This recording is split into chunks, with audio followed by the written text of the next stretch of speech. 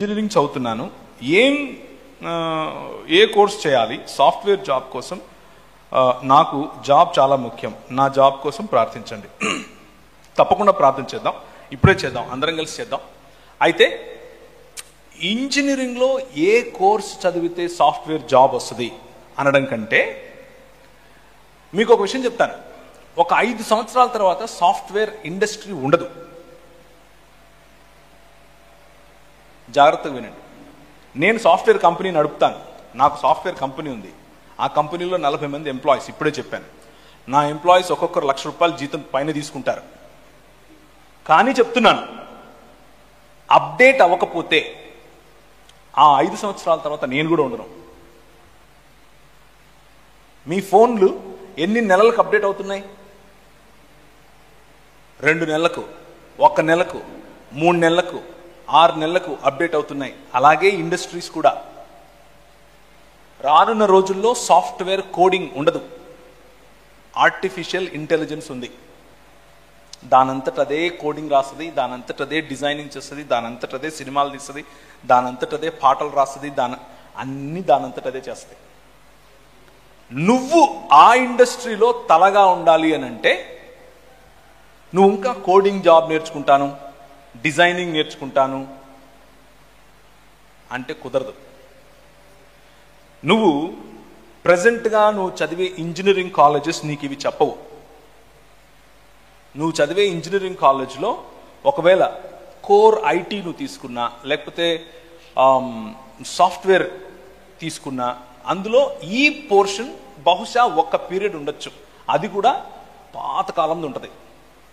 అది నిన్ను కేవలం డిగ్రీ నీకు ఇస్తుంది, కానీ దానివల్ల నువ్వు ముందుకెళ్ళలేవు. నువ్వు ముందుకెళ్ళాలి అని అంటే get in to the industry. యాక్చువల్గా ఇప్పుడు జరుగుతున్నది ఏమిటి అని అంటే, ఆర్టిఫిషియల్ ఇంటెలిజెన్స్లో, పైథాన్లో, లేకపోతే దాన్ని ఏమంటారు,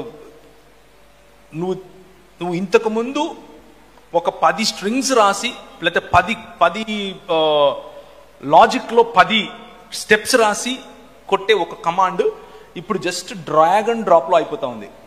so you need to update your cells by getting in to industry. ఇండస్ట్రీలోకి వెళ్ళి వాటిని చేయాలి, వాటిని తెలుసుకోవాలి. అలా తెలుసుకోవటానికి ఈ ఊరు సరిపోతుంది అని నేను అనుకోను.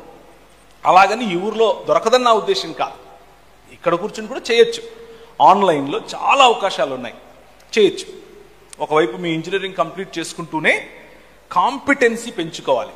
ఆ కాంపిటెన్సీలో ముఖ్యంగా ఇంగ్లీష్ భాష. మీరు నాలాగా తెల్లెంటుకలు వేసుకుని ఐన్స్టీన్ నేను అని చెప్పినా సరే, అవతలోడికి ఇంగ్లీష్లో చెప్తేనే అర్థమవుతుంది. అవతలోడు తెలుగుడే వింటాడు, మీ ఊరోడే వింటాడు, కానీ వాడు ఇంగ్లీష్లో చెప్తేనే వింటాడు. అది మీరు వెళ్ళాలనుకున్న, ముఖ్యంగా ప్రశ్న రాసిన వ్యక్తి, మీరు వెళ్ళాలనుకున్న ఇండస్ట్రీలో ఉండే ప్రధానమైన, లేకపోతే ఏ కంపెనీలో అయినా సరే హైదరాబాద్లో, మీ కమ్యూనికేషన్ స్కిల్స్ లేనిదే మీరు యాక్సెప్ట్ అవ్వరు. నా దగ్గరికి చాలామంది యువతులు అప్లికేషన్స్ పెడతారు. నేను మా మేనేజర్స్కి పంపిస్తాను.